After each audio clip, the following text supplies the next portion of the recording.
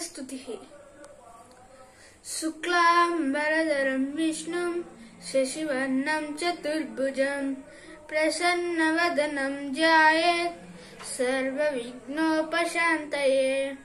భావం: తెల్లని వస్త్రములు ధరించిన వాడును, సర్వవ్యాపియు, చంద్రుని వలె తెల్లని రంగు గలవాడును, 4 చేతులు కలవాడును, అనుగ్రహ సూచకమైన ముఖము కలవాడును అగు వినాయకునికి సకల విఘ్నములు తొలగుటకు ధ్యానింపవలెను.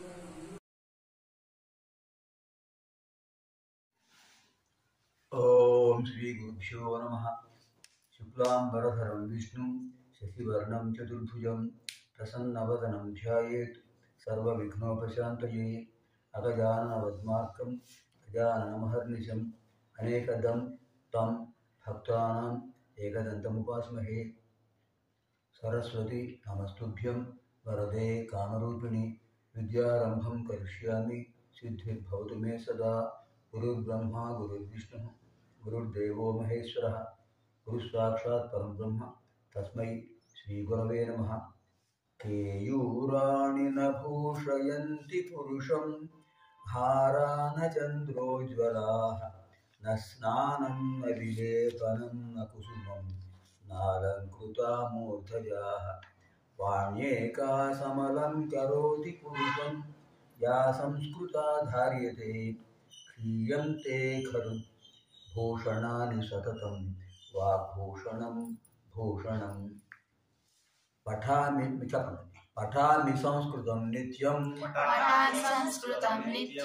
వదామి సంస్కృతం సదా ధ్యాయామి సంస్కృతం సమ్యక్ వందే సంస్కృతమాతరం పాణినిం సూత్రకారం చ భాష్యకారం పతంజలిం వాక్యకారం వరరుచిం ప్రణతోస్మి మునిత్రయం. వృత్తావసానే నటరాజరాజః నాదఢక్కాం నవపంచవారం ఉద్ధర్తు కామః సనకాది సిద్ధాన్ ఏతద్విమర్శే శివసూత్రజాలం ఐవున్ రులుక్ ఏ ఓం ఐ ఔచ్ అయవరట్ లం ఞమగణనం ఛపంజ్ ఖడదష్ జబగడదష్ ఖపఛటథచటతౌ కపై శశసర్ హల్ ఇతి చతుర్దశ మాహేశ్వరాణి సూత్రాణి నందికేశ్వర కారికాంతర్గత ప్రామాణిక శ్లోకః. పరమేశ్వరుడు డమరుకాన్ని 14 సార్లు మోగించాట. అందులో వచ్చిన నాదాలే ఐవుండు అవన్నీ కూడా అచ్చులు హల్లు. ఐవుండు అకారం, 4వ సూత్రం అయ్యొచ్చులో చివరి చకారం ఆ చ అచ్. తర్వాత హయవరకులో హ చివర హల్, అక్కడ నకారం, మొత్తం హల్లు. అచ్చులు హల్లులు కూడా ఆ పరమేశ్వరుడు యొక్క డమరుకం నుంచి వచ్చిన కనుక సంస్కృత భాషను మాత్రమే దేవభాష, దివ్య భాష, అమర భాష అంటారు. ఇప్పుడు మనం ప్రథమ పుస్తకంలో ధాతు రూపంలో ధాతు మంజరిలో ప్రవేశిస్తున్నాం. సంస్కృత భాషకు చాలా చాలా ముఖ్యమైనవి 2 శబ్దాలు, ధాతువులు. శబ్దాలు చదువుకున్నారు కదా మీరు. ఇప్పుడు ధాతువులు చూద్దాం. శబ్దాల్లో ఏమేమింటే మనకు తెలుసుకున్నాం కదమ్మా. అజంత శబ్దాలు, హలంత శబ్దాలు. అజంత శబ్దాలు, హలంత శబ్దాలు కూడా పుంలింగ, స్త్రీలింగ, నపుంసలింగాలు. అవి కాకుండా సర్వనామ శబ్దాలు. ఇవన్నీ శబ్దాలే. శబ్దాలు అనేటివి అందులో ప్రథమా విభక్తి, సంబోధన ప్రథమ, ద్వితీయ, తృతీయ, చతుర్థి, పంచమి, షష్ఠి, సప్తమి 8 విభక్తులు ఉంటాయమ్మా. ఒక్కో విభక్తిలో ఏకవచనం, ద్వివచనం, బహువచనం 3 వచనాలు ఉంటాయి. మొత్తం కలిపి 3 × 24 పదాలు వస్తాయి. ఒక పదానికి, ఒక శబ్దానికి 24 పదాలు. ఇలాంటి విశేషమైన భాషా వైభవం ఏ భాషలో లేదు, సంస్కృత భాషలో తప్ప. ప్రపంచంలో ఏ భాషలో కూడా 3 వచనాలు లేవు. సంస్కృతంలో మాత్రమే ఒకడు మాట్లాడితే ఏకవచనం, ఇద్దరు మాట్లాడితే ద్వివచనం, ముగ్గురు అంతకంటే ఎక్కువ మాట్లాడితే బహువచనం.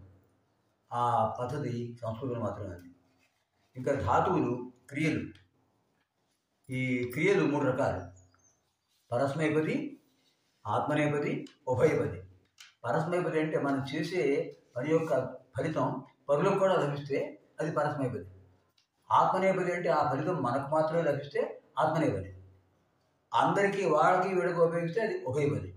అలాంటి ధాతువుల్లో మనం ఇప్పుడు పరస్మైపది ధాతువుల్లో ప్రవేశిస్తున్నాం.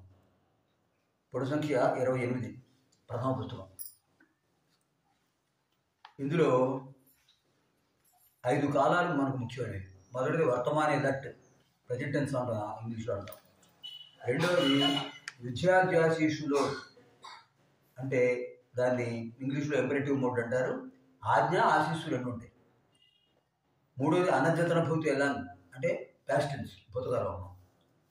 విధిలింగ్, అది కమాండింగ్ అన్నమాట, ఇలా చేయాలి అని చెప్పేది విధిలింగ్. ఐదవది భవిష్యత్తు, ఫ్యూచర్ టెన్స్. ప్రతి దాంట్లోనూ కూడా మనకి ధాతువుల్లో ప్రథమ పురుష, మధ్యమ పురుష, ఉత్తమ పురుష 3 ఉంటాయి. ప్రథమ పురుష అంటే మనం ఇంగ్లీష్లో థర్డ్ పర్సన్ అంటాం, హీ, షీ, ఇట్, దే. అది సంస్కృతంలో ప్రథమ పురుష అవుతుంది. అక్కడ కొంచెం వ్యత్యాసం తీసుకోవాలి. అలాగే రెండవది మధ్యమ పురుష, నీవు, మీరు. ఉత్తమ పురుషులో నేను, మేము. ఇప్పుడు భూసత్తాయాం చెప్పండి. భూసత్తాయాం, అభుత, ఉండుట, పరస్మైపది, పరస్మైపది, వర్తమానే లట్, భవతి, భవతః, భవంతి, ప్రథమ పురుషః, భవసి, భవతః, మధ్యమ పురుషః, భవామి, భవావః, భవామః, ఉత్తమ పురుషః. భవతి అంటే ఉన్నాడు, భవతః ఇద్దరున్నారు, భవంతి అందరూ ఉన్నారు. ఇది ప్రథమ పురుష. భవసి నీవున్నావు, భవతః మీరిద్దరున్నారు, భవతః మీరందరున్నారు.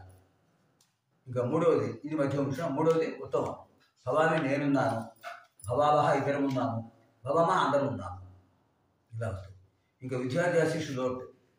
భవతు, భవతాత్, భవతాం, భవంతు, ప్రథమ పురుషః, భవ, భవతాత్, భవతం, భవత, మధ్యమ పురుషః, భవాని, భవావ, భవామ, ఉత్తమ పురుషః. ఇక్కడ ఏకవచనంలో భవతు, భవతాత్ 2 ఉన్నాయి. ఏదైనా చెప్పచ్చు, దేనికైనా అర్థం అవుతుంది. భవతు, భవతాత్, అతడు ఉండునుగాక. ఇది ఆజ్ఞ, ఆశీస్సు రెండింటిలో ఉపయోగిస్తాయి, ఆశీర్వాదంలో ఉపయోగిస్తుంటారు. భవతాం, ఇద్దరు, మీ వారిద్దరూ ఉందురుగాక. భవంతు, వారందరూ ఉందురుగాక. భవ, ఉందువుగాక, నీవు ఉందువుగాక. భవతాత్ రెండుకి అర్థం. ఇక్కడ ఈ భవ ప్రయోగం మనకి ఎక్కువగా వస్తుంది. చిరంజీవి భవ, ఆయుష్మాన్ భవ, ఆయుష్మతి భవ, ఆరోగ్యవతి భవ. ఈ భవ ఎక్కువగా వాడుతుంటాం. మధ్యమ పురుష ఏకవచనం విద్యాధ్యాశిషు లోటు. భవతం, మీరిద్దరు ఉందురుగాక. భవత, మీరందరూ ఉందురుగాక. భవాని, నేనుందునుగాక. భవావ, మేమిద్దరం ఉందుముగాక. భవామ, మేమందరము ఉందుముగాక. అనచితన భూతి ఎలాగంటే భూతకాలం. అభవత్, ఉండెను. అభవతాం, ఇద్దరుండిరి. అభవన్, అందరూ ఉండిరి. ప్రథమ పురుష. అభవః, నీవుంటివి. అభవతం, మీరిద్దరుంటిరి. అభవత, మీరందరూ ఉంటిరి. మధ్యమ పురుషః. అభవం, నేనుంటిని. అభవావ, మేమిద్దరం ఉంటిమి. అభవామ, మేమందరము ఉంటిమి. ఉత్తమ పురుషః.